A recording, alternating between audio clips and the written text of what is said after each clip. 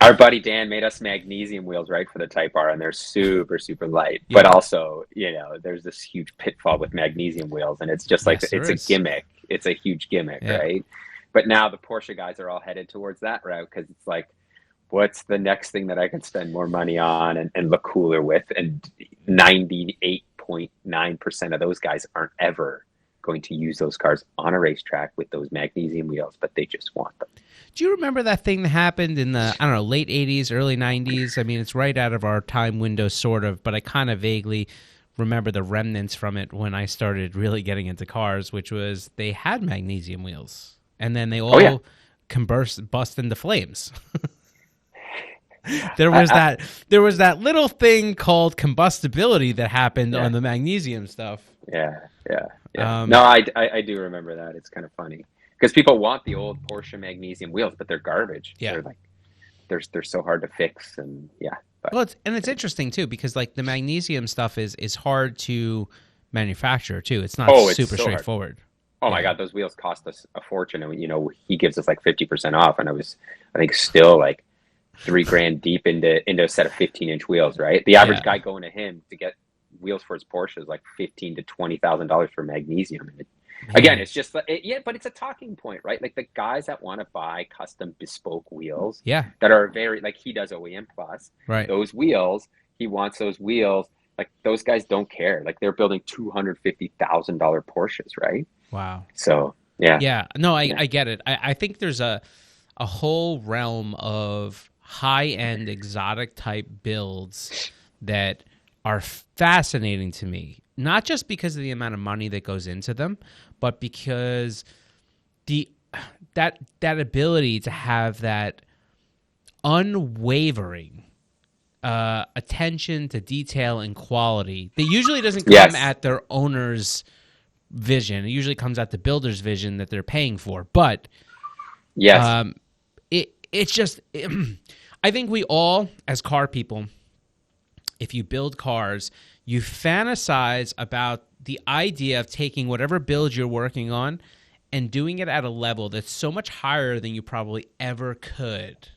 Even for some of your builds. I know this because we oh talk yeah, enough. Like, there yeah. are builds you get done with and you're like, man, it was a good build. But if I would have just had another 3-4 months to run this thing through, the car would have been perfect. Yeah, and 10 grand. 10 grand. I know, it's Yeah. unbelievable. It's hard because like I feel like as we get older, like I'm into that stage where I want my builds better. I want my cars better. I want to make sure that they're faster, they handle better, they're lighter, they're more tolerant to the type of driving I want to do, but I also don't want it to stand out. I don't want the attention anymore. hmm that's kind of I feel this the exact same way, but I've always been like that, even back in the magazine days. I've always wanted to feature cars that weren't like the show car attention getting, Yeah. you know, uh, look versus something that was a little bit more sleek, but would be surprised in the attention detail. I really like vehicles that have where the true enthusiast can appreciate them, where the other guy that looks at it goes, oh, well, it just looks like another car to me, right? But then one Yeah. guy's like, oh my God, check out those wheels, or look at, Yeah. the interior, the engine, You or the remind noise, right? you remind me of every Volkswagen Audi show I've ever been to. Yeah, pretty much. I look at those cars and I'm like, where did they change anything? And the guys are like, Yeah. and then you go in front of the car, Pete, and it's got a 7-page mod list, and you're like, where? Well, everything's like Euro spec, Well, right? It's like They've this came off of swapped this the car. bumpers. Yeah, yeah. You're like, Yeah. I'm like, what? Like, so, yeah. I mean, I think that was such the big difference. I think when you were editor of Modified versus when Super Street was kind of, or Import Tuner, they were running kind of side by side, and you would read a Modified was that the cars were just tastefully, to me, my opinion, cleaner, faster, stronger cars than maybe some of the fiberglass outlandish, standoutish components of maybe the other two, right? Yeah, yeah, exactly. I always focused on cars that, kind of what we do right now, that were a complete package. I just, I don't know what it is for me, a car that like looks fast, but isn't is just this realm where I would hate to be driving a car, like you roll up and, Yeah. and some guy smokes you in a Camry and he laughs at you because, Yeah. you've added 30 pounds of fiberglass, but you didn't put anything under your hood. So Yeah. Yeah. and I appreciated the opposite of that, right? Where a guy in a Ferrari would roll up and you rolled up in your Sentra that had a turbo kit and a built engine Mhm. Yep. and, would at least keep up or surprise them, right? That was like back in the day. Like I'm talking about like, not some of the automatics of today, but it would be like back in the day when you had that one car that looked great, looked the part, had the right stance, and you'd walk by the window and you're like, it's automatic. Yeah. Yeah. Yeah. And there were so many of them, It right? was brutal. It was Yeah, brutal.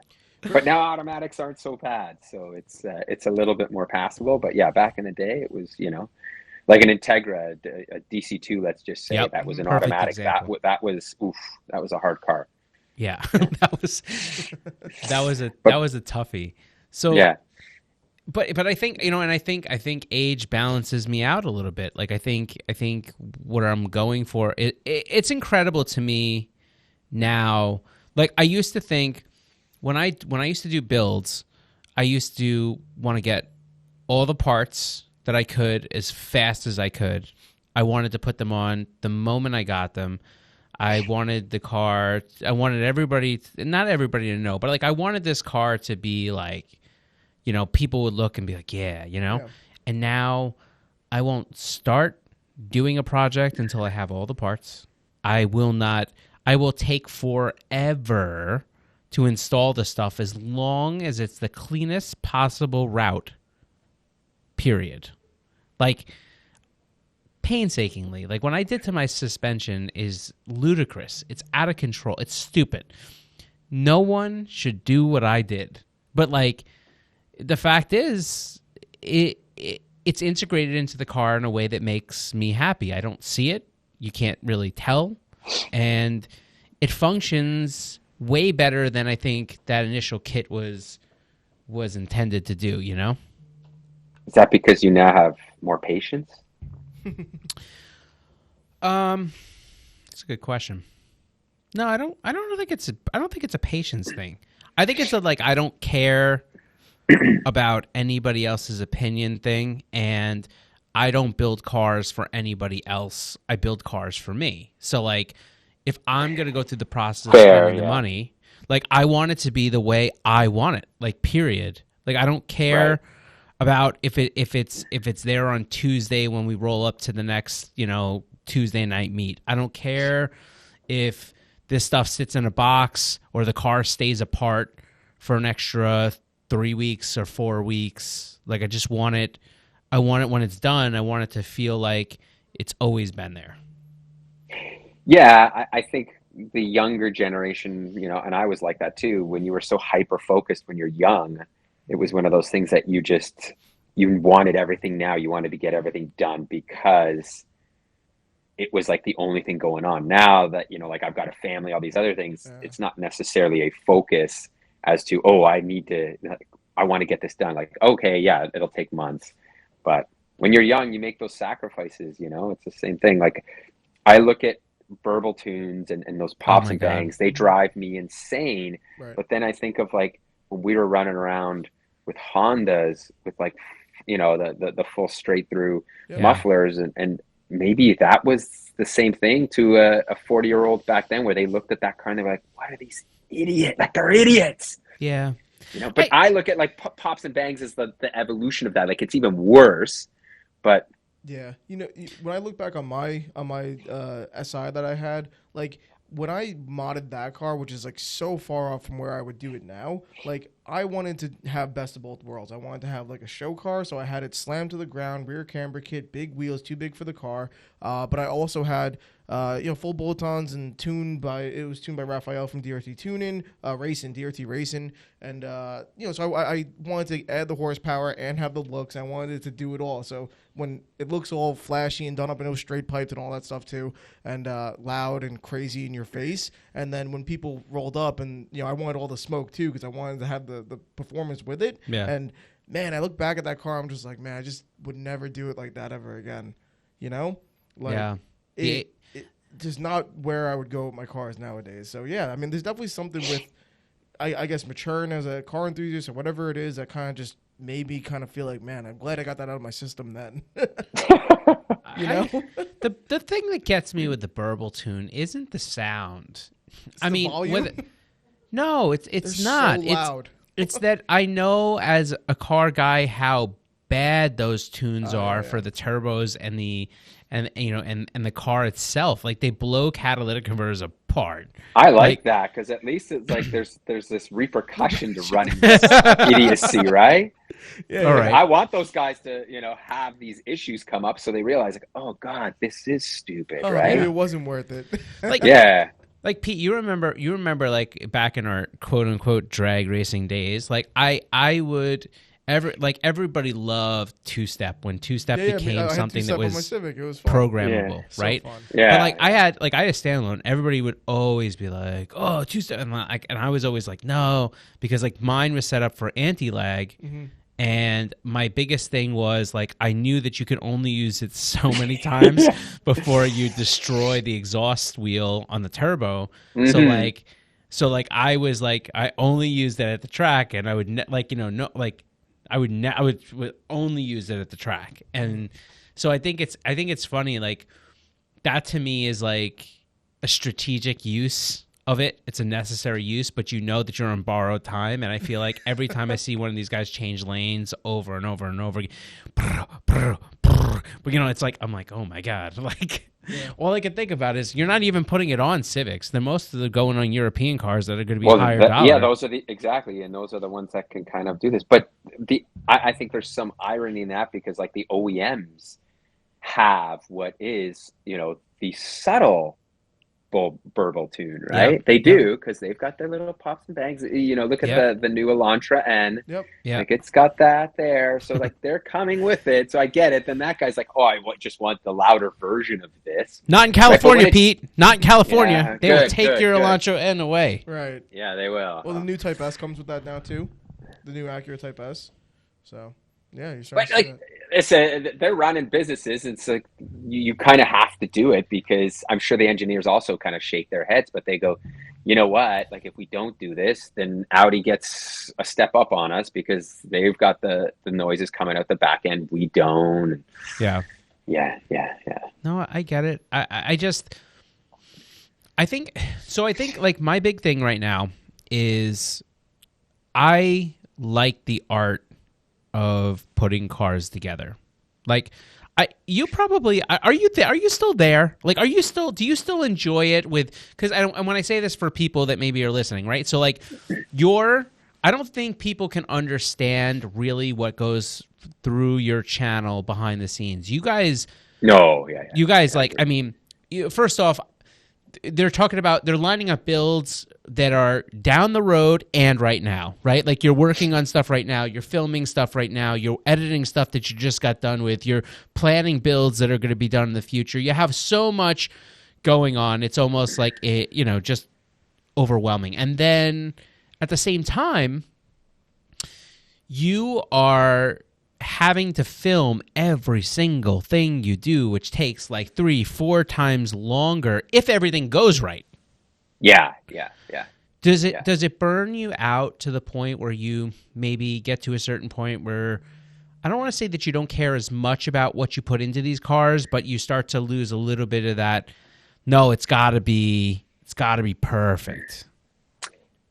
Yeah. Well, I'm certainly rethinking that it's got to be perfect. We have built cars for quite a long time to a certain level standard, and now it's just a kind of like coming to instead of going to 95, we're going to 90 or like 87 because it is this like mentality where ultimately this is a business for me. I need to build these cars to what I think is a good standard, but also for YouTube. If I have to spend, we're going through this right now. I'll give you a good example where we just bought a Honda EG hatchback, and it came with a stock cluster, and it came with an AM dash that requires AM's like software and just like wiring. All that is probably, and let's just say 5 to 6 hours of work that doesn't relate to anything that is relatable to shoot on YouTube video, that will be 30 seconds.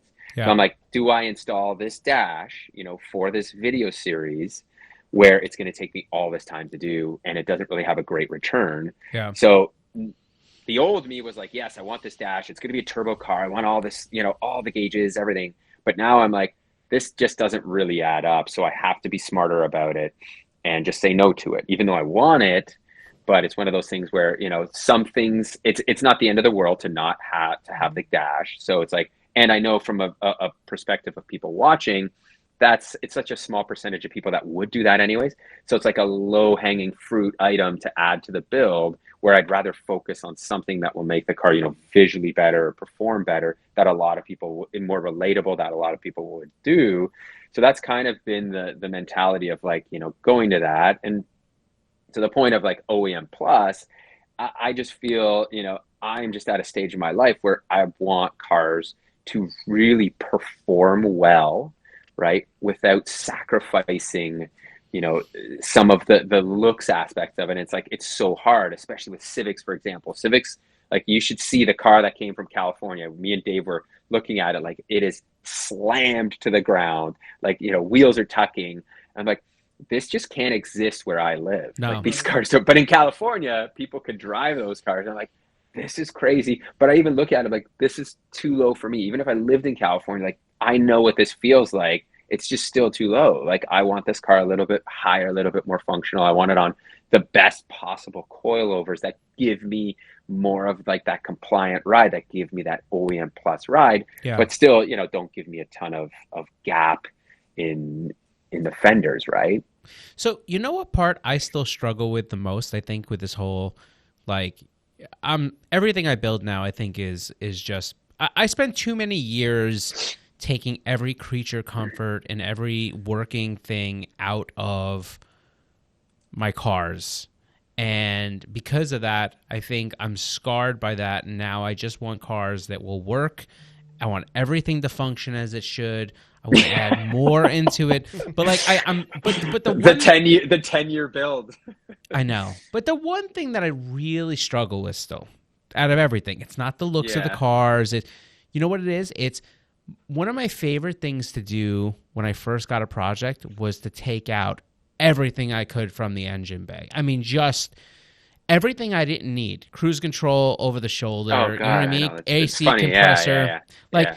I used to love to make it so stripped out, cut away everything that I didn't need, remove every vacuum line that wasn't necessary, because I loved the idea that when I had to work on something, it was just so easy. And now I feel like everything's completely the opposite, and it just feels like it takes me forever to work on these cars. So I just want to rip everything out, but like, that's against what I'm going for.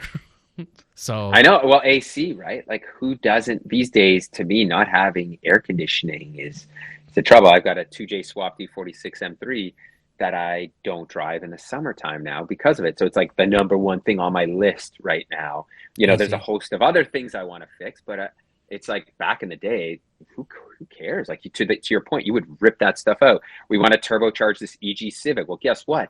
This car came with AC.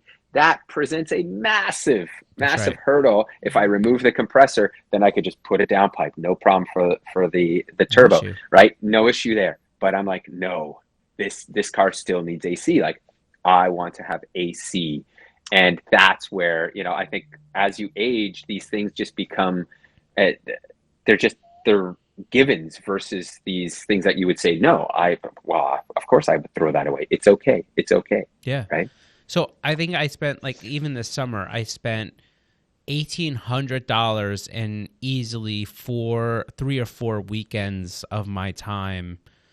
My Z has never had a functional air conditioning system. Oh, wow. So when I bought it, it was like a little leak, right? So I charged it up, but it would last like 2 weeks. And I'm like, all right. Yeah. So then I randomly would change a part. I put so much dye into this car, never to once find an actual leak. So, oh, God, that's the worst. I know. So I just made a commitment this summer. I said, this is enough. Like, I am going to fix this thing. So I changed systematically every part in this car. But I didn't just do it by changing parts. Like, I tried to diagnose it along the way. More of the story. With all new stuff? Oh, brand new stuff, yeah. Oh man, you could have bought a whole parts car for the money you paid for that. Probably. There was a couple areas where I did get some aftermarket stuff, but not everywhere. But I tried to diagnose it. AC is the one thing that eludes me, but I figured if I could pick up some knowledge on the way, then it's good. All right. So ultimately, the moral of the story is it was the absolute last part that I changed that was the thing that I believe was wrong. As it always goes. But I changed every component, by the way. I changed high pressure line, low pressure line. I changed the dryer multiple times. I changed the condenser. I changed the evaporator core. I changed the expansion valve. And I changed the compressor. So I changed everything at the end of the day, and it was aggravating because if you're as anal as I am, when you have to remove or take out a dashboard, you want every clip to be perfect. So you buy new clips, and you are painstakingly removing things in a systematic function. Yeah. And it's funny because, to that point, I now look at cars, especially new cars, and I don't want the least that I can take off of them, the better, because they come from, like, especially Japanese cars. They're already known to rattle, creak, and then you take them apart and you put them back together, and you don't have new clips. But even when you do, one of the harnesses is hanging this way. Now you put it all back together, and you get that rattle, that shake. Yep. So, it drives me nuts. I feel you. Yeah. No, I know. And it's like things that like you pick up along the way, right? Like when I take off certain panels, if I see like, a lot of times like you'll take off a plastic panel and you'll see that that like cotton foam thing that's actually adhered to the back of those panels, and everybody's like, "Oh, why would they do this? This is stupid." Well, so now I purposely keep a roll of Dynamat, and I keep these little foam sections that I will adhere back to some of these panels because I can't stand it anymore. And for everybody that's looking at me like I'm out of my mind, I would say one of two things. First thing is either you haven't modified enough cars, or second thing is that you're younger than me, and I promise you this stage that I'm at, you'll get there if you keep doing this. Like, it's just too many years of listening to an exhaust drone. It's too many years of, like, getting pulled over. It's too many years of getting your stuff stolen because people want to take what you have. It's too many years of just, like, having your girlfriends and wives and kids get in your car, and they, like, got to hold their ears. You know what I mean? Like, yeah, and we all come into this scene or cars at different ages, and I think to your point, like if you start doing it and you've been doing it long enough, like you don't want to do the same thing, right? Like imagine you're building the same Honda with the same B motor over and over. Like, no, you get to the point where you're like, okay, I want to change something. I want to level up, and what are the leveling up your builds, right? Like you get to a point if you're doing show car, everything exterior, then you want to drive the car actually, then the rattles start pissing you off. So then you boom mat, then you go to this, and then it's like, that's, I think, the natural progression. But ultimately what you're getting to at this point is this OEM level. Yeah. Because like those guys, they are the top tier. Right. When you look at cars, like that's what I want to aspire to, is I want to build cars to a level like that, but to have what I want. Let's say they can only do 300 horsepower. You want 500 horsepower, but you want the reliability of the 300 horsepower. You want it to ride well, but you want it lower. Right. So that's where the aspiration, I think, is as you continue to age and kind of become more nitpicky, become more scrutinizing of what you want, right? And continue to want this like betterness for your car and yourself, right? Yeah. I think it's so funny. Like when I was younger, I remember everything I took off the car saying, man, those OEs, what idiots. Why would they even put this thing on here? Yeah. Right? And now if I get to a point where there's something on there and I don't know what it is, I'm like, wait a minute. I need to know why. I need to think about this for a minute. Why did they do this? There's a reason they did this. Exactly. Why did they do this? Yeah. But there is foam around the spoiler. There's a Right. reason why that foam is there when you put the spoiler on. Don't take Right. that foam off. Right. I'll just replace it with a dab of silicone. It'll be just the Yeah, same thing. yeah, yeah, Yeah. yeah. It's the same thing. I'm sure it will be fine. They I find myself, that whole thing like where you try to one up the cars you've done. I think for me, it's not about one-upping cars. It's now about making lateral moves. Like, in other words, I can live with myself if I don't go from a Nissan, 350Z to an R35. I can't live with myself if I don't build certain cars that are on my list. Probably less important for you because I feel like, the channel has given you the opportunity to build a lot of bucket list stuff for yourself, right? Yeah, it really has. And we're just getting to this point right now where it's like we want to build cars that are more relatable to an audience, given the economy, given the circumstances that people are living with. Like, all the JDM cars are super cool, but Yeah, super to expensive. buy in of them is super expensive. And then to go spend $20,000, $30,000 is really difficult. So, yeah, what if you go buy like an Acura TSX and build it in a certain way to show people like, hey, you don't put $5,000 in one of these, and it'll be pretty damn fun, right? Yeah, And that's kind of like where we're headed right now. But we still want to build, one or two of those really cool cars I because know. ultimately that's what everybody wants to do. It's hard, right? Like cars are expensive now. Like this hobby used to be expensive, and now I look at it, it's like whew, you can't buy, like a shit box is $10,000. Yep. Yeah, yeah, it's unbelievable. I mean, my struggle for trying to find these cars has been real. But I think 100%. I'm burnt out already of it. Like I think I've burnt myself out of it, and now I'm just kind of on the thing of like, if something comes along that's the right thing, I'll do it. But if not, like it is what it is. Like I just Yeah. I can't I take feel it like, but anymore. that's a lot of people are in that same boat, right? Like to pay $30,000, $40,000 for a 25 to 30-year-old JDM car that has lived all its life, the Yeah, equivalent of a $5,000 car, yeah, that's been treated like that in Japan, that comes over now. Like those cars require $10,000 to $15,000 of like actual restoration work if you want to be at the level of what we kind of want it to be, or you just go, all right, the scuffs, the interior, like I'm just content with driving it as it is. But it's still like, to me, an expensive car to buy for what you're getting, right? There's this JDM tax now so associated with these vehicles, but I think people are kind of like, all right, whoa, starting to slow down and understand like they're not God's gift to man, Right. considering the prices when you can get into pretty good cars that are already here, German, or other Japanese cars that bring that same level of fun and performance. yeah. It's interesting that like we're starting to see prices roll back a little bit. I'm Yeah. seeing even on the people that are still completely irate with their thinking, that they have the best thing ever. I'm starting to see those cars just not sell. They're listed for months Yeah. now, Mhm. But I think the hard part for me, and this is the part that I think, like, you probably comment on this better than I could even think about it because you've had this experience multiple times. So you pay for these cars, even if you find a good deal.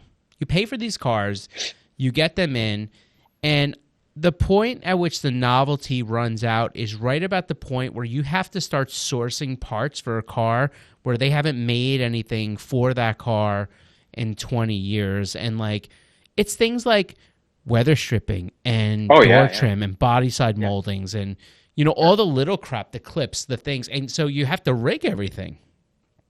Yeah, our Evo 6 was like that. We got the last, NOS fender liner available Yeah. for that car. And then at that point, it's like you're into used stuff. You're into, like the trim that goes around the fender flares. Like that stuff is super hard to get to.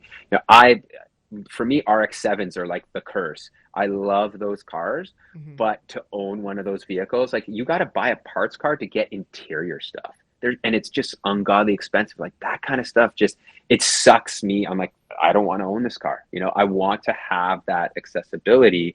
And, for example, with our R34 GTR, I just spent a too much money buying trim pieces that aren't even bad on the car, but I know that they're going to go bad or they're just going to age out. Yep. And I want to have that stuff sitting on a shelf that's new right now before the prices go, 10 times, 100 times because they're not available, right?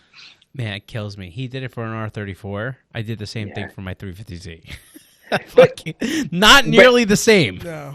But still, you've got that's the mentality that you kind of have to take right now, and it's weird because we are thinking forward about it, but that's the reality. If it's like your 350Z is your car, if you plan to keep that forever, then why not do that right now? Be smart about it. Right. But it's still a lot of money. It's a ton of money.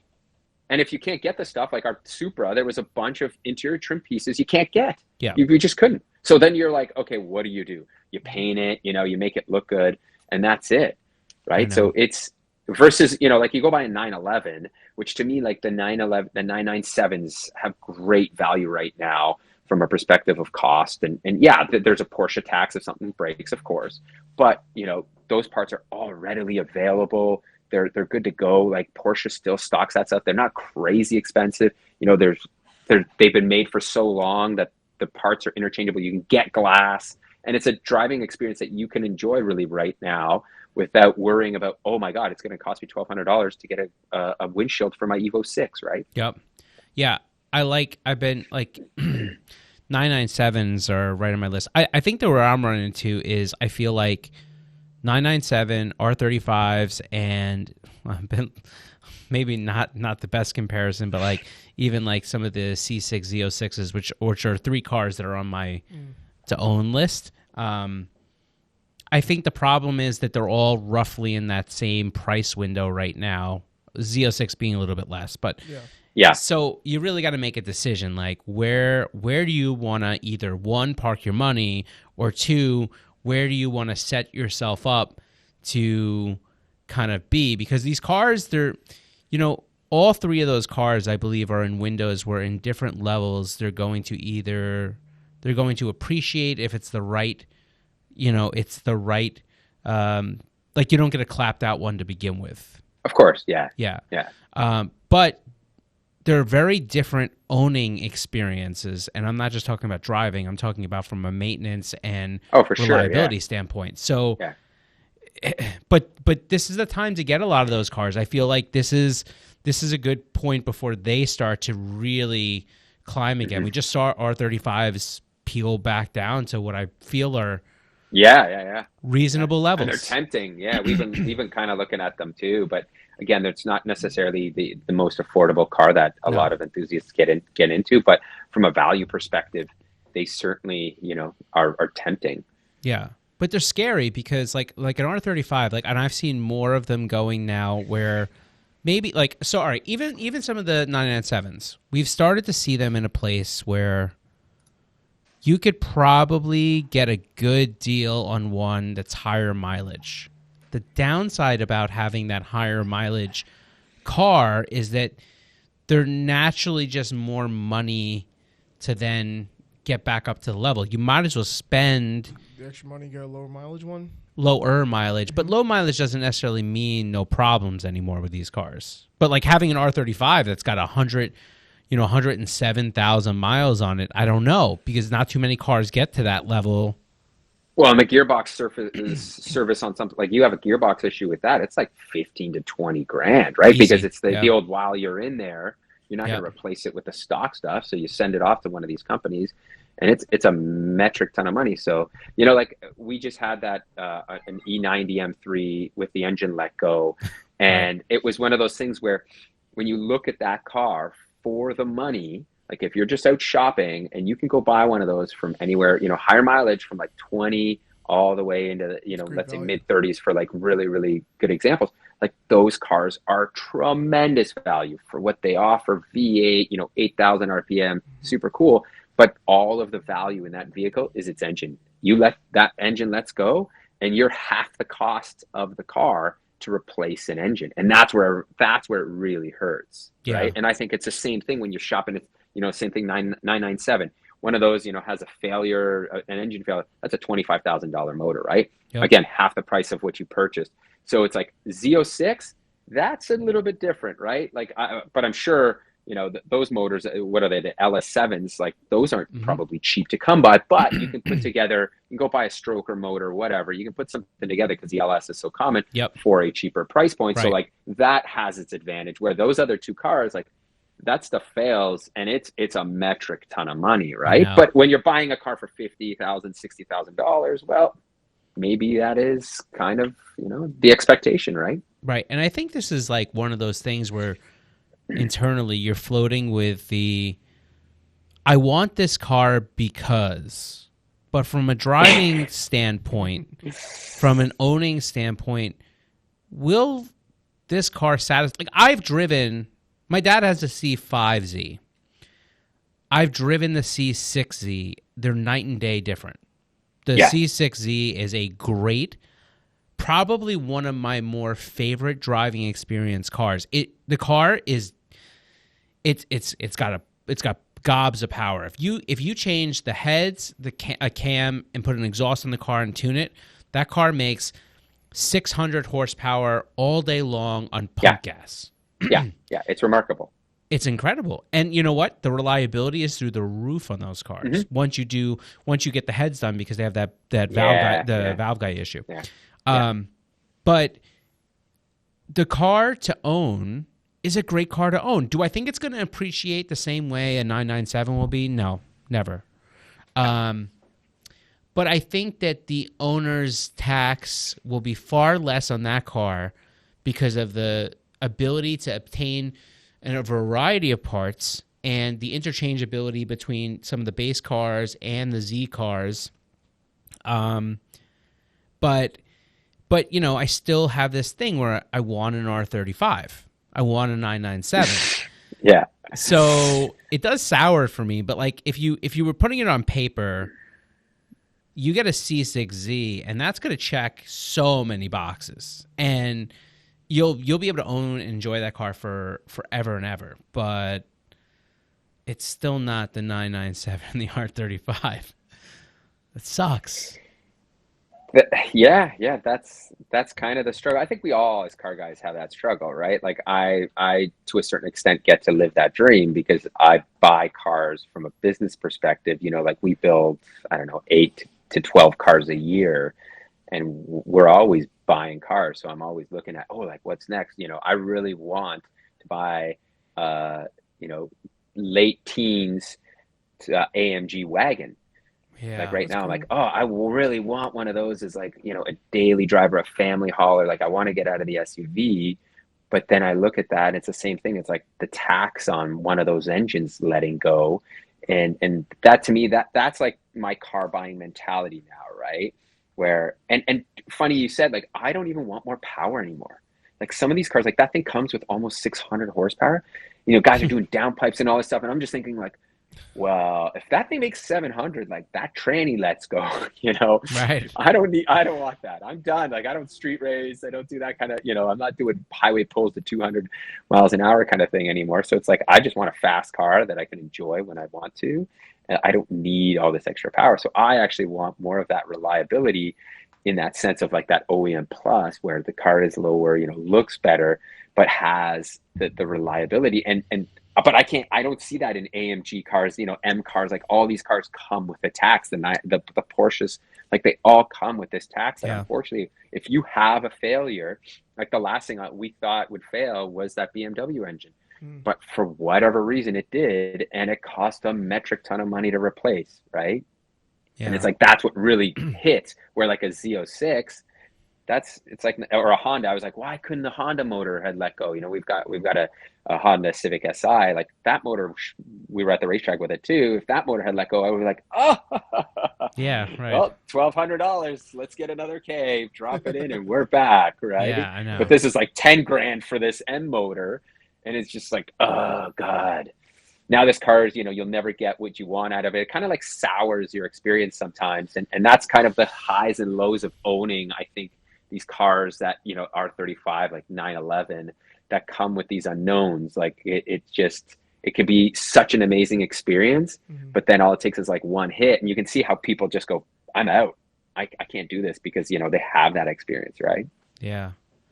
I think from my perspective, why my interest seems to be going into I'm fascinated with the repower aspect of some of these older cars now. For us here in the States anyway, anything 94 and under is the no OBD2 cars, right? So Yeah. those are the cars that I mean, well, now I guess we're approaching that window. 25 years, I think, is the same thing for us.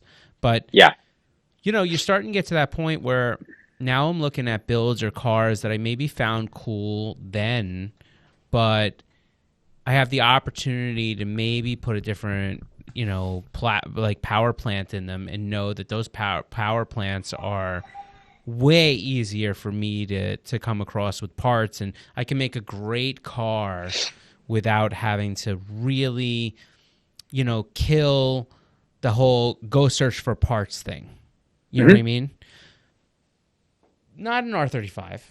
Not, not. But that's the tricky part with that stuff. But like, for example, a 997, I want to buy one and then do a Honda K swap into it, because that relieves. But it's crazy because like those cars already have all the power you need. They're smoother. But for me, it's like it just relieves all of that tension of having this $30,000, and I use this term lightly, hand grenade, behind you, because those cars are very reliable. Like Porsches have always been reliable, but they still let go. So I'm like, I want a motor in there that I can, and then I can drive. To your point, you don't look at this car being an asset anymore. It's like you can go drive this car to and work, put 100 miles on it a day, and not care because you've got this motor behind you. Where like that's always been the curse. We've painted cars. I paint a car. I'm like, I don't want to drive this. Yeah. Oh my God, it's too good. It's too good.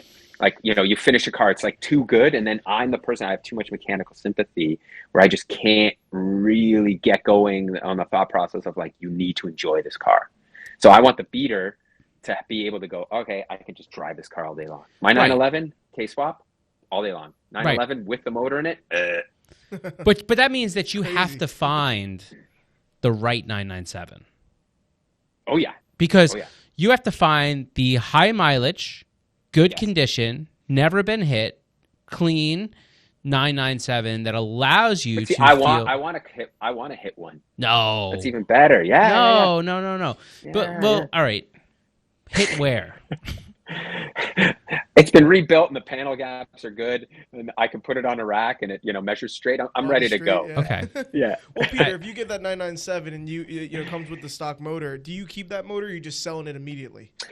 Well, so our buddy Nick does this, and his idea is like just buy a stock car that's a good car. What Scott was saying, a high mileage car with a good motor, you pull that motor out. Even a low mileage car, you can pull that motor out. The lower the mileage, the more money it commands. You can turn around and sell those motors for like 15, 20 grand. Make half your money back. Yeah. But So now you have this chassis, you're ready to go. With the thought of maybe putting it back in one day. No, never. Yeah, wow. Yeah, gone.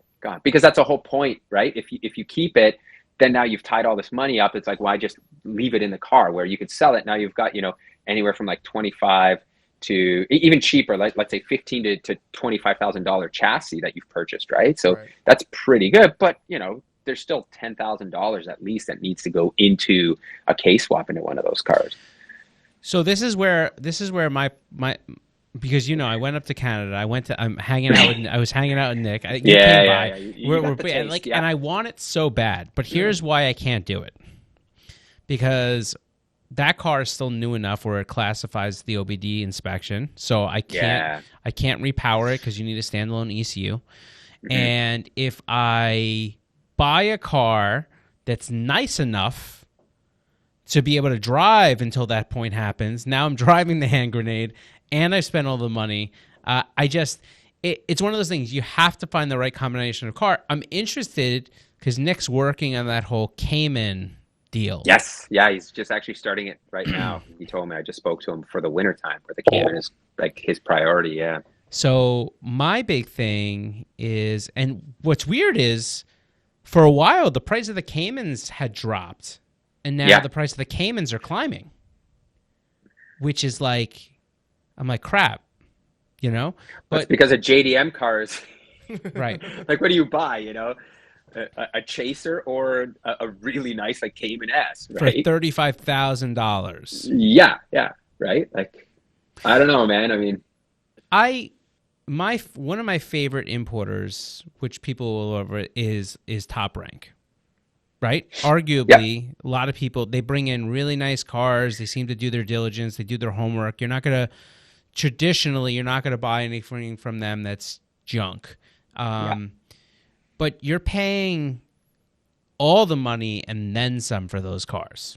Oh, full premium, full premium. Yeah, It's unbelievable. Like, I look yeah. at some of these cars and I'm like, when they're nice cars, but not every one of them I would say is amazing. I think that they're clean. No, as I said, they're still 25-year-old cars. Like, it doesn't matter. And here's the other, my big thing is like, I purchase a lot of cars sight unseen. When they Because arrive, you have I don't balls the size of... no, well, you know, I have a certain threshold that I won't spend over, right? If it's a car sight unseen. But here's the thing, like, there's not a time a car doesn't arrive and I go, I'm actually pleasantly surprised. You know, like, this was better than I expected. No, Right. It always shows up and you go, well, yeah, this here I didn't notice, this here I didn't notice. And I think that is the buying experience of a ton of people that don't. And cars now, it's just like people will spend $40,000 to $50,000 like within a blink of an eye without seeing a vehicle, right? Yeah. And that's why, like, I had a guy, I'll tell you a quick story, that was like super gung-ho to buy my Evo 6.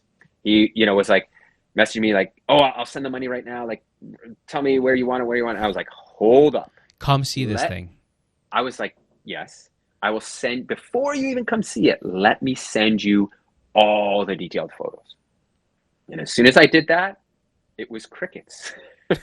But here's the thing, I'd rather lose a sale than have a situation where this guy buys a car, it shows up and he looks at it and goes, what have I purchased? Yeah. Right? And it's not like I'm selling them for bottom tier prices either.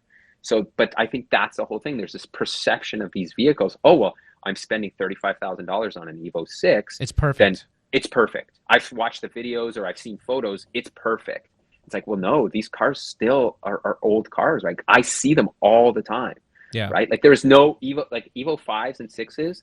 There are no like stunning examples that are going to show up and they're going to be like clean, and all those cars have surface rust, like every single one of them. Yeah. Right? Yeah. Unless it's been fixed or masked. No, I just picked up a 07 Mazda Speed 3, and I bought that thing without seeing it. I bought it just from the dealer from Chicago, and I never got to see the car anywhere besides online. And but listen, hear me out. There's a good story for this. No, I'm going to hear you out. There's a story that good. It's hard. It's hard because with the first generation Speed 3s, it's really hard to find one that's not completely modified to crap. And this one was bone stock for what it looked like, and it was like 55,000 miles on it, and it looked like it was in clean, great condition. And when I got it, it got shipped over to New York. Little bits of exterior issues. The rear shocks were leaking, but then it ends up having a lot of rust underneath the car. So, so I bought it from Chicago, but it turns out the last place it was registered was in Wisconsin. So go figure. But, okay. Yeah. So. Oh, can you hear me there? I'm sorry, I might have cut out for a second. But no, we're good. Yeah. But Richard, you didn't ask for undercarriage photos? No. So wait, so Pete, Peter, to be fair, I did not pay a lot of money for this car. It doesn't matter. You got a rusty shitbox, right? No, I mean engine's strong, but yeah, it's got rust. So I feel a little burned, but it's been okay. It's my daily. I guess exactly. If it's a daily, it's fine. But the rust for me, the rust. Yeah. Pete, my favorite was Rich gets a car. We got and see it. I was like, oh, a lot of rock chips on the front. I'm like, they probably have it in an open car holder. And he's like, yeah. I'm like, but at least you can it is what it is. Polish it out, buff it out, whatever. Yeah. So then we go for a ride, and the car pulls really well. It drives well. The interior is really nice. Like all that stuff. All the stuff. What kind of car is it? It's a Mazda Speed 3. Okay. Yeah. Okay. So MPS, so it's the same car. It's the same car. Okay. Yeah. So, but then one morning he comes in. He says, oh, you know, like I got this noise in the rear. I said, oh, it could be, maybe it's an end link. Maybe where. I'm like, let's go take a look. So we walk outside. I drop underneath the car real quick, just, you know, the head Yeah. thing. And I went, holy cow. He's like, what? I was like, Pretty rusty. this whole thing's rusting. Like the whole thing is rust. Yeah, and he's yeah. like, what? And I was like the control arms are rust. Yeah. The subframe is rust. Mazdas are the worst. Like, Yeah. the number one worst car for us. So Yeah. now, well, with this said, I mean, I do think like it doesn't look like it penetrated the body panels so much. So, Well, it didn't when I saw. So No, that's the thing. It'll be fine until you gotta, replace the rear control arm and the entire suspension needs to be replaced. But yeah. but yeah. So I think what's interesting is like I said to him, I said, well, the good news is if you modify this car as you do, you'll replace a lot of these parts. Yeah. But Yeah. I said if it was me, I would get this thing up some jack stands, spend a weekend with a wire wheel and some Pour 15, and get in there and like slather. And they get that oil protection on it for the winters, man. Right. Yeah. No, that's all on my to-do list. It's just it's funny, never though, gonna right? happen. It's a little But cold out now, though. See, like that for me, I'm like super hyper sensitive to rust because from a business standpoint, like if I got to lose 2-3 hours struggling with a bolt, or I wanted to replace a control arm, but the bolt is seized in that, and then the bolt is seized in the other arm, and it just turns into having to replace everything. It just doesn't work well. Yeah. But for the average consumer, you take that car to a shop, they'll do it. You just get charged more for it. So it's not a huge deal, but like it's interesting to me how people look at rust like from a body standpoint and go, oh yeah, well this car's not that bad. Like anything coming overseas, these JDM cars, like some of them are so rusty and people buy them, spend $30,000 on it. But like to fix cars with rust, the amount of man hours that's required to get a proper job, I'm always like, just sell the car off, take a loss, buy something that's cleaner. Like we have a shop here that does like high-end restos, and you'd be amazed by how many people bring in rusty cars and they pay $25,000 to $30,000 having these guys fix them. And I like look at them like they're the dumbest people in the world, where you could take that money, put it into an original car out of the US that's clean, other than sentimental value or whatever. But like a regular car, I'm always like, sell, buy non-rusty, spend the extra money, and you will reap the rewards 10 times in 10 years or 5 years or whatever when you go turn around and sell that car, right? Yeah, I think the scariest part for me are the cars that don't show it. Like, in other words, for example, it's the cars that people have already doctored, Bondo filled, sanded, sprayed them again to the point where they look good, and then you get there and you realize, oh my God, it's got 1/4 of an inch of Bondo throughout this whole rocker That's panel. really And there's common. horror stories of them everywhere, right? Horror stories are everywhere, all over Facebook. Yeah. Like all the groups. Yep. You see that all the time on the 4Runners and Land Cruisers and stuff like that. Like, man, but See, like that's the thing for up here. I look at like, a 4Runner Land Cruiser. Those are some of like the best daily driver vehicles, like from an SUV perspective out there. Here, they suck because if you get into anything that's 10 years or older, they're rust buckets. Yep. Yeah. They're all rust buckets. Like you want to talk about Land Cruisers? Dude, here, I'm sure, your area too. It's like they're decayed. Or the only ones that are around are the ones that are from the southern states, right? Yeah. Yeah. It sucks that Canada has so many of the good JDM cars, but at the end of the day, they're all rusted, right? Like, it's not like if you guys would have been like Florida, like we might have had a chance here. But like, I know what like we had a 10-year head start on all these cars. So literally, people were driving R32 GTRs in the wintertime because they were all-wheel drive, right? But they were also purchasing, like, to put matters into perspective, 10 years ago. Probably a little bit more, like let's say 10 to 15 years ago, an R32 Skyline could be purchased for the equivalent of $7,000 Yeah. Right? Yeah. So, like that was the reality of, because they were literally worthless at that point. Nobody saw what was coming, and everything coming in, like, automatic TT Supras, $5,000. Like those cars were just drift missiles and things that kids loved around here. And then all of a sudden, all the prices went up, and they're like, whoa, okay. So that, rattle can paint job I did, not great. Oh, I drove this car in the winter for 5 years. not great, right? Right. Yeah, it's tough. I mean, even with some of these Supras, I really struggle. Like, I mean, all these cars now, so you're not getting, even for 60 grand, 70 grand US, you're not getting an R33. You're not getting you're not getting an R33. You're not getting, definitely not getting an R34. You're not getting a Supra. You're not getting any of these cars that are bone stock clean cars. You're getting cars that were modified in some extent at some period of time. I promise you. So Yeah. you have to make a decision, like where, you hopefully you try to get the car that's the least modified car, the cleanest example you can find. But where do you go from here? Do you try to get all the OE parts and put the car back to stock? Most likely that's not going to be worth it. Do you try to run that fine line of that OEM plus, that fine line of, I'm going to modify the car, but I'm going to do it with the intention of making it as most OE as I possibly can get it, and I'm going to tone this thing down so there's not these big fiberglass, aftermarket body panels all over the place, and it's we not... see that already. We already see that though, right? Like the cars that come over from Japan with the veil side kits or anything like that. Like those cars are the cheapest on the market, right? Yeah. Because of that, and it is. I think if you just look at what trends follow, the older guys, when we're in our 60s, we're going to be wanting to buy those like unicorn stock cars or ones that are super OEM plus that are just like lightly modified, right? Yeah. Like. And I also think when you are, like at this point in life, I don't want a super low, race car on the street so everybody looks at me and thinks I'm cool. I want a car that I can actually enjoy driving to and from work or take to a Cars and Coffee meet. And therefore, I want that OEM plus car versus, a gutted out, rear roll bar 350Z with, a stage 4 clutch.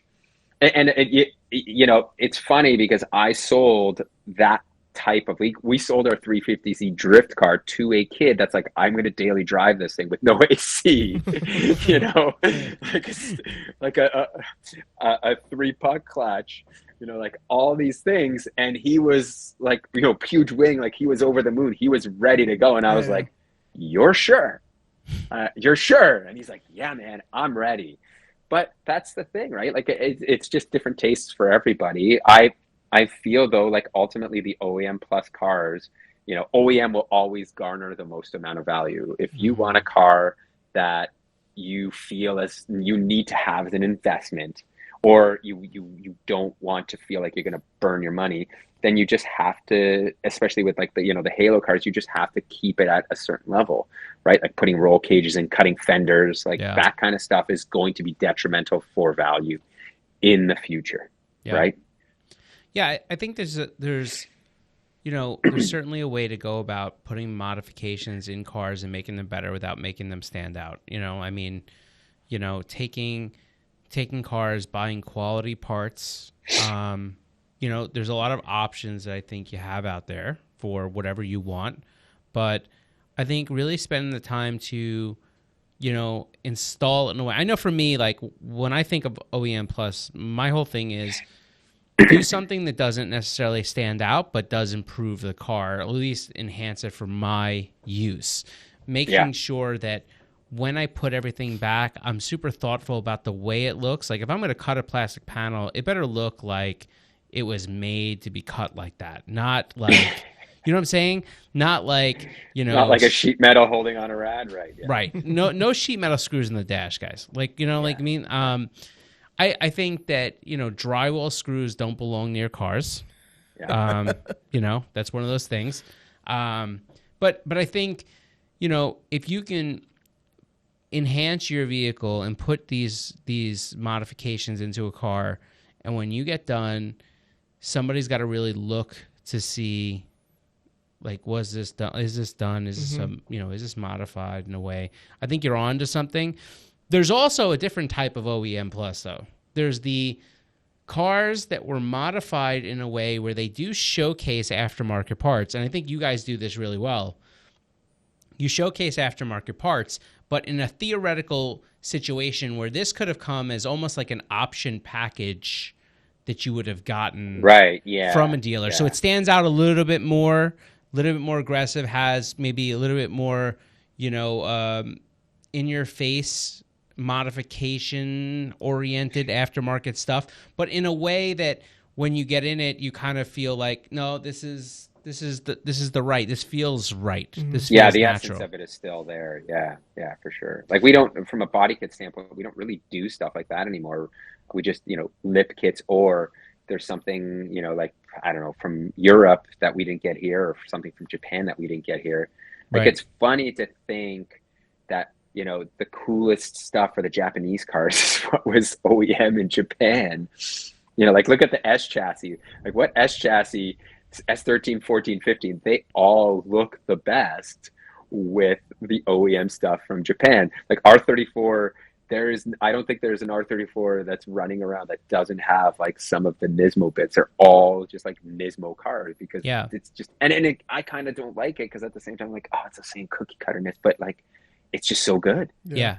Well, it's even for me, like, I mean, like I want, I don't even have an answer for it. Sometimes I want Nismo things, and I don't even think that they looked all that good. I don't even know why I want them. But it's funny, like 350Z, Nismo 350Z stuff was like, I remember when those cars came up, people were like, man, it doesn't look good. Like the weird boxiness of like that weird. Now I look at it, I'm like, if I was building a 350Z, it's like I would be a Z33, the Nismo kit. That's it for me, because it's like it, and it's not even, to your point, it's not even that it looks so good, but it has a like OEM plus. It defines what was like that cool factor, that like rare factor back then, and that's kind of what my mind goes, that's cool. So my car has that Ings LX kit on it, which I like because it kind of has that OE aggressiveness, whatever. Yeah. But like and I always wanted to put like, I'm not a big fan of the rear bumper, but I always wanted to put like a Nismo V3 front bumper, or the side skirts and stuff like that. But the problem I have with it is that I struggle with putting external Nismo parts on my car because I feel like a phony. Like I know people do it, but when I do it, I just don't feel right. I feel almost like I'm trying to put an M badge on my 335. But there's exclusions. Yes, like I have floor mats. Yeah, you're right. No, I have floor mats. I'm fine with the floor mats. You're right. There are instances in that. My personal feeling. Sure. I'm not talking. And listen, I'm not knocking people that spend the money for a Nismo bumper, because if you do that, I still love the bumper, and I still love how it functions, and I still appreciate the fact that that is an OEM plus mod when you go there, because you're buying something that could have come on that car. But for me personally, I struggle just a little bit. I probably would be in the same position if I did have a BMW and I started putting a bunch of M parts on, which a lot of people do, and they're very happy with. Right. Yeah. Well, that's what I struggle with. Like there's people out there that do the M cars and they make them look, like 335Is are a great example, where they take those and turn them into like M3 copies. Yep. And I struggle with that. But it's weird with like the 350Z. I look at it, I'm like, I have no issues about this. Yep. And I think it's because of like the performance aspect of it, where like the Nismo. Yeah, so it's like the Nismo version wasn't necessarily, like any better than that. So I'm like, okay, really, you're just bolting on. It's like the Mugen SI, the FA5 version. Like they did nothing. It was just like a body kit and some wheels and tires, grill. right? Yeah. So yeah. Well, so it's like I have no problem bolting that stuff on. But yeah, you're right. Like, no, what it kills me is that like of course the 350Z. If you look at the Nismo edition, except for the bumpers and stuff, there is nothing else about that car. People are like, oh, Nismo seats. No, Nismo seats on a 350Z had red inserts and some red stitching around some of the pieces. Like, sorry, like that's not cool. But the 370, they went and got themselves some real cool seats. I'm still trying to Yeah, get like the Juke Recaro RS seats. Sportsters, Yeah. right? Yeah, like all that stuff. I Yeah. want the Juke RS seats, Oh, but yeah. here's my problem. My problem is I don't want those red inlays, so I'd end up taking them to an upholsterer to be able to have, kind of the. Oh, we lost the camera. Oh, I think I lost your camera there, We're Scott. probably battery dead. We've gone too long. Yeah, that's it. This is a problem. The problem is when I have regular conversations. This wasn't supposed to be an This hour. wasn't supposed to be an hour. Yeah. We're gonna have to, we'll wrap up in a minute here. Where's the redundancies? Come on. We have redundancies, but they're all pointed at Rich. Which, honestly, in hindsight, is not really a bad plan because I like to look. It says battery exhausted. Oh, I love how that. It's so tired. It's exhausted. I haven't even checked my phone. Where's my phone at? I think it's still got enough life in it. I can't even We're see. down to 6%. It's funny. Well, I should probably go do work at some point, but It's a Monday after the holiday. Max, you still have the audio when we're going, right? So I'm just going to continue. It's okay if people don't see me. Oh, we're back anyway. Yeah. But so, like, at the end of the day, like, I think that there was, like, those. I've been trying to get a set of Juke RS seats, but I would take the red inlays out, and I want to have them reupholstered to be black because I know, but I know, I get it. So what ends up bringing me back to a full circle is why would I want to do that to an expensive seat? So then I might as well just get a Recaro Sportster. But then I look at the money and I said, no, my Z seats are perfect. And then I do nothing. This is where the OEM Plus thing has this is a great example of that too, where I used to be adamant about throwing in different seats into cars, but now it's so hard to get a seat into a car and have the ride height perfect. Yeah. Like where the OE set it. Yeah. So we struggle with that all the time. We just went through that with the Sportsters and the Supra. I think we went through like 2 different rail systems until we got the car, the seat lowered enough where it was acceptable. And to that point, I'm like, man, just OEM it. Keep it OEM, right? Mm-hmm. Well, it's hard. Unless you're going race bucket. Yeah. Then Dave gets in, puts on a race helmet, and tries to take the thing on track, and he's probably bottomed out against the. Yeah. You're like this, right? Yeah. I don't know. It's super difficult for me. I mean, there's so many cool things I want, but then I look at them, like even now, like just another example from my crappy 350Z is that Of course I like. Crappy. Well, I know it's not crappy, but what I mean is like it's just there's nothing crazy about it. But like you put they have those really nice forged carbon fiber steering wheels. Yes. And I like them so much, but I won't do it because when I look at them, I say, no, that stands out too much for me. I don't have any carbon fiber, and I'm not going to do the carbon fiber inlays all over the place because to me, that's just trying too hard. You just got to get the leather version of it. Yeah, leather version of it. I know, but like, I just had that done. Yeah, because I was like, same thing. I'm like, there's no carbon in this car. Let's just do a leather version of this. Right. I know, but I get stuck in these traps. I know, yeah. And so I don't know. Do you think before we wrap up, a couple questions that kind of dawned on me throughout this whole, podcast. I guess I was going to say dissertation on old people talking about cars that they barely can afford. But. So when you do a lot of your builds, I think your channel and Speed Academy, I think the one thing that makes me really just like, kind of religiously love the channel is that the attention to detail and the build qualities, like you said, like you may not be able to hit that 100 mark anymore, but you're at 90. Would you look around when you see some of the other, and again, I'm not talking about the YouTubers that don't claim to be that type of work, right? But do you look at some of the YouTubers that maybe build some of these cars and they put these cars out or the illusion out that they're these really crazy, beautiful builds, and then you're like looking at it like that's like not even close. Like I don't like. Does it? Yeah. You? Well, it doesn't, because they're smarter businessmen than I, right? Right. They're doing the thing that I should be doing, which is, I know. creating a a build that from the surface looks like Yeah, yeah. it's supposed to.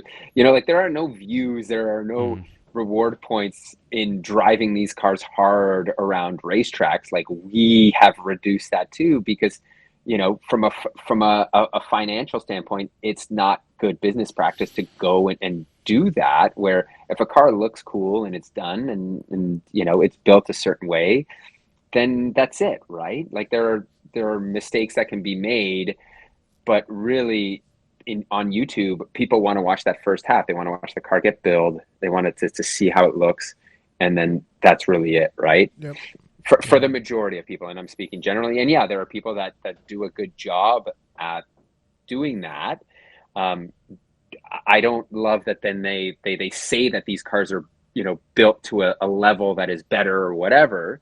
But again, like you can claim whatever you want and not back it up these days, and that's totally fine, right? Where I'm in this position where it's like my it ties a little bit to the self-worth thing, right? Where my self-worth, I'm like, I don't want to release a car that isn't complete, that isn't to a Yeah. certain level of standard, because I have the pride in it. I have this like thought process that these cars need to be a certain level, and that comes from you know the magazine world, because back in the day there were 4 or 5 magazines. It Yeah. wasn't like 3,000 or 30,000 YouTube channels, Right. right? So it's like we all were professionals, or claimed to be, Right.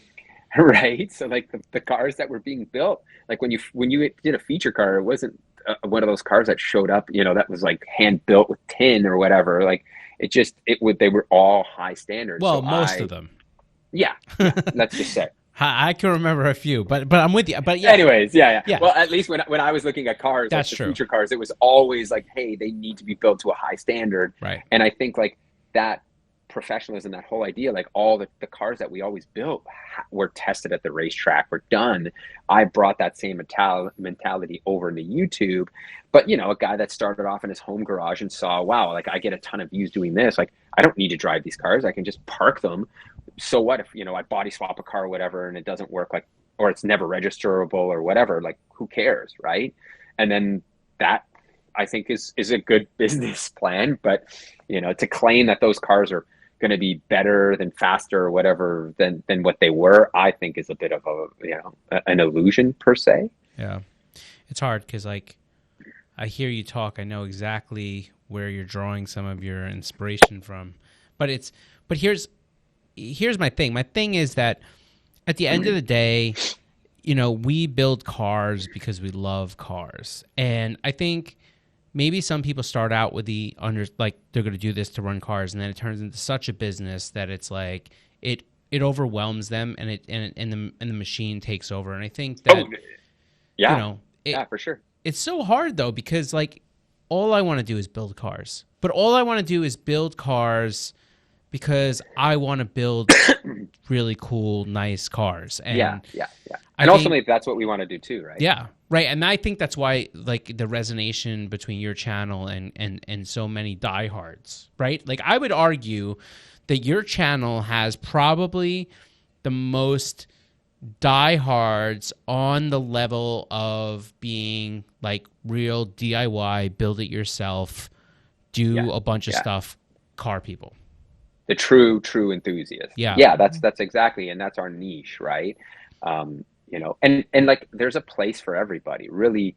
The like rebuilding crashed cars segment of YouTube is massive. I know. And it garners attention because most people can't do that, where it's sensationalism, the way that and some people, even that is people's shtick. If you build a car and you build it in a terrible way, like that even draws more people, like, oh my god, I can't believe like, is this car going to work with the way he's finished it, or he's done it this way, that way, right? So I think there's an opportunity for a ton of people. Everybody has different perspectives as to what cars are going to be. And truth be told, like the level that me and you, Scott, aspired to, like most people, I don't think notice that kind of stuff. Yeah. Right. And to to drive a car that is at that level versus, take a car that hasn't been completed to that, the average person would probably, like, enthusiast would get into that car and be like, oh, maybe the suspension's a little bit better, but I like the way this one looks better because it's slammed, and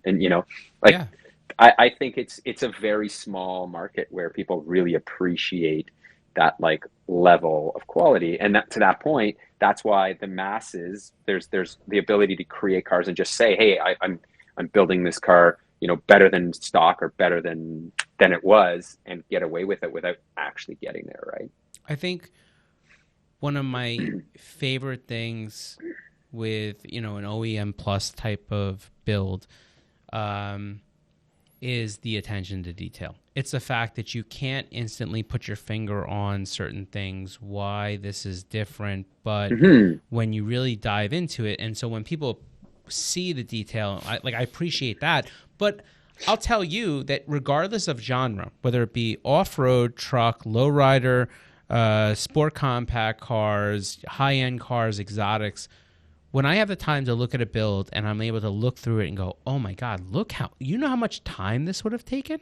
Like, when I can look at cars like that, I have this instant appreciation for the fact that a builder was here, that a craftsman, somebody that cared not just about the attention, but cared about doing it the best way that they knew how. Yeah. And that's SEMA. You go to SEMA and you see some of, like the muscle car stuff, and you like, I can't wrap my head around it. Yeah. Right? I literally cannot. When you look at some of these engine bays and, like, the level of detail to go to, like, what looks like it's a performance intake that looks like stock or is extended into what is an air box that has been custom built, like, that kind of stuff is just, next level. I know. But it's just finances, right? Like, at that point, that is $1 million car. Will we see the day where, an EG Civic is $1 million build? Like, will we get there? Right? Jeez, I hope not. But I think we will. I just hope like, not. As that bar. Well, listen, those cars that you see out of the Roadster shop, like, how many of those are running around, right? Like, there's not 50,000 of those. It's a small segment, and it's like, somebody one day will be, a billionaire and go, I grew up driving a 92 SI hatchback. I want perfect. Better than perfect. I want this car built to the level of, let's just say what we see right now coming out of some of these Roadster shop. Absolutely. And I think that will happen. Like, my dream, people say, what kind of car do you want? If I'm going to break it down and be totally honest, my dream is a car with the experience. I want one of the cool things that Nismo's doing now, where I want an R34, where I can then send it to the Omori factory, get on the 3-year wait list or whatever it is, spend an ungodly amount of money to have the car perfectly restored and put back, to these specifications. Like, I would love that. If I had a lot of money, I would do that, and I would enjoy my trip to Japan, and I would take possession of the car in Japan, and I would be very, very excited, and that's how I would spend an awful lot of money.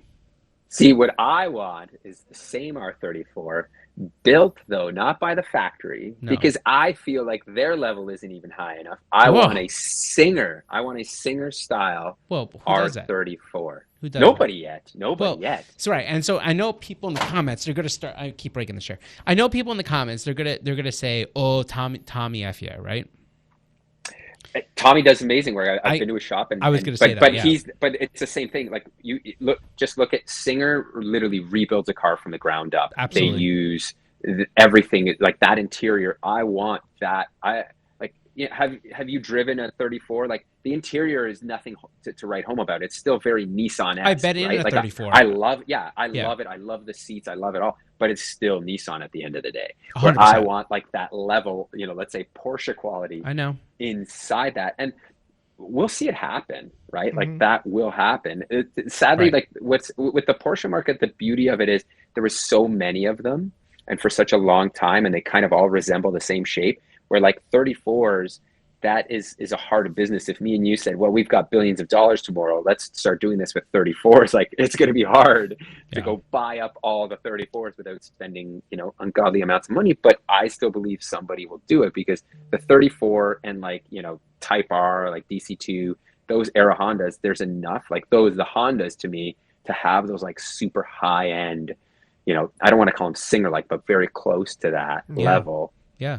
Of builds that can happen. And you will have, like, I would love a Honda Civic that, had 250 to the wheel, but didn't have that noise coming out of the exhaust, and drove amazing, was dyno matted. Right. The interior was built to BMW standards where it was much nicer. Like, imagine one of those Civics. I'd rock that at 65. Right. Yeah. Yeah, no, I hear you. I just don't. You got to get to 65 to be able to spend $85,000 on, on a Civic. So I'm with you. I listen. Yeah. I won't. We might get there. We might get there. Well, I hope not, because that means that my opportunities for buying some of these cars is going to diminish. I think it's already past the cusp. I think all the good ones have relatively been scooped, and they're going to hold their values. And who knows what the future holds, man? I know. The car market could be one of those things where it's like there's a ton of people that jumped in. It might go down. Like, yes, the days of like real cheap cars are gone, but you look around, there's still 69 Mustangs, that fetch $1 million, and then there's ones that you can go buy for 10 grand, right? But that's because all the old guys are dying. Well, that's what I'm saying. Well, so but like hot rodding has and muscle cars have taken a dive off as far. Well, no, let's not do that. Not muscle cars, but like the hot rod cars. Like the market has. Oh, the 30s tanked. era cars are gone. Well, because everyone is dying. Yeah. But then you got the guys that were doing all that stuff, like the 40s, 50s, and 60s muscle cars, and so that stuff is going down through the roof. And the reason is because what was nostalgic to them that they bought in their old age, they're now dying off, literally. Yeah. And so you're seeing a new breed of people like us that are looking at, maybe late 70s, 80s, 90s era cars, and they're like, wow, and that's what's happening. So if we can, I can't wait till the people are restoring those Teslas later down the road. Yeah. Shouldn't be too hard. I mean, you can get so many parts for them now, so I'm sure it's no problem. I don't know, Pete. Oh, man. Anyhow. I don't either. Anyway, it's just, I think the market, it's certainly, we're going to see that. It's just a progression. The cars, there's going to be like these elite level builds. They're coming. Yeah. And they're going to, Mines is already doing it. There's a couple companies starting to capitalize. I don't necessarily think they're at the level that they need to be, but they're there. So we're going to see it. And 10, 15 years, it's just like more wealth is going to accumulate. People are going to want these cars. They're going to be more sparse. And like, it's hard to find parts for EG Civics now, man. At least up here. I know. Like, it's crazy. 5-6 years ago, it was like rampant. Now it's like, whoa, find an OEM fender. Right. No, you're 100% things are right. changing, right? Yeah. I love it. I mean, I love the fact that, somebody could really do this. I even love more that somebody could have enough money to pay for it. Yeah. So, but listen, I won't hold you. I appreciate you kind of nerding out with us for a little bit. Yeah, anytime, man. I love it. And that's a sick hat. Thank you. Yeah, that's a new hat on the old merch store. You can go buy that thing. That's a sick hat. That's what people need to go buy. That's what we need to build. Yeah. We need to build hats like that. Got it. Yeah. So anyhow, all right. Well, thanks. We'll let you get back to building cool cars, and we'll just go back to our little holes, and we'll cool wheels. We'll try to build some wheels. Yeah. I appreciate what you guys do too. So we'll be in touch. Thanks guys. Catch you later. Yep. Bye, guys.